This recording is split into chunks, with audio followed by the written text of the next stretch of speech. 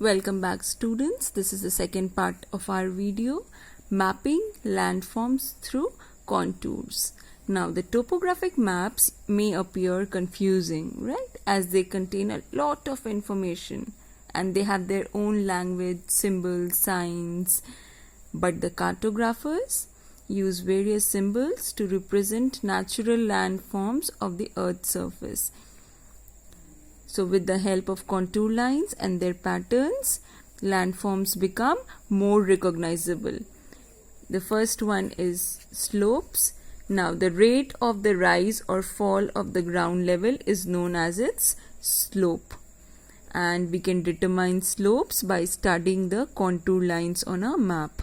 We have already studied closer the contour lines, steeper the slope, and farther apart the contour lines, gentler will be the slope. If you can see here, see the lines are far apart, the distance between two lines, it's far apart. This is called gentle slope, and when the distance is less between two contour lines, they are close, right? And then it is the slope is steep here. Then there are two types of slopes. One is gentle slope and other is steep slope. So gentle slope showing uniform, gentle slope are evenly spaced and wide apart, as we can see here, right? Gentle slope, wide apart. Whereas steep slope, they also show uniform. Steep slopes are evenly spaced but close together. So what's the difference between two? Gentle is wide apart and steep is close together. And the closer the contour lines, the steeper will be the slope. Next is hill. Hill is an area of high ground, right? And when we locate a hilltop, the ground slopes down in all directions. Map will show a hill with a regular closed contour lines, as we can see here in this diagram, regular closed contour line, or a series of concentric closed contour lines. Concentric means having a common center. So these circles, they have their common center and they are closed lines. And the inside the smallest closed circle is the hilltop. This smallest closed circle that you can see here is the hilltop. More contour lines means higher the hill. Next is plateaus.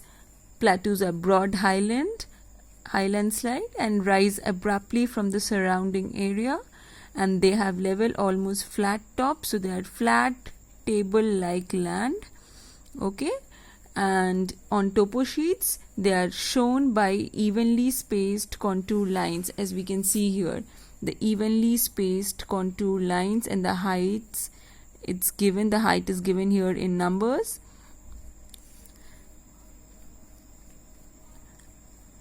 Okay, and on the topo sheet they are shown by evenly spaced contour lines and that surround an area with no lines or hardly any lines. Okay, and thus signifying that the top is rather flat. Then is our ridge. Ridge is what? It is a narrow, elongated range of hills. Okay, forming a continuous elevated crest for a distance. If you can see in this figure, this is a ridge, and this is the contour line for ridges. Now the crest of the ridge is sharp with a number of peaks interspersed with depressions.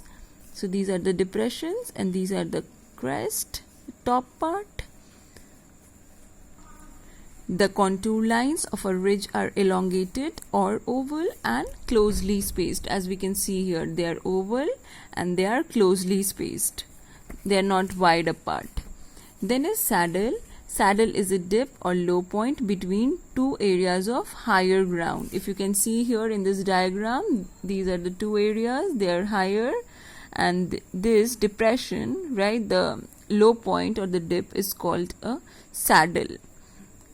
Now it is not necessary that the lower ground between two hilltops, it may simply be a dip or break along a level bridge or crest.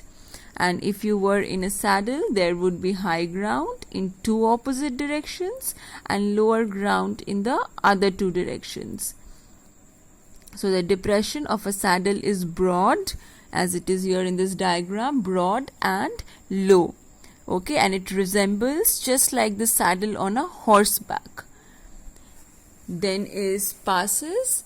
Now passes are low points or openings rather between two peaks, okay, in a range of mountains or hills. They are openings, and they can be at higher elevations as well as they provide a passage across the mountain. So they provide a way, a path across the mountain, and they are indicated on contour maps as an empty space.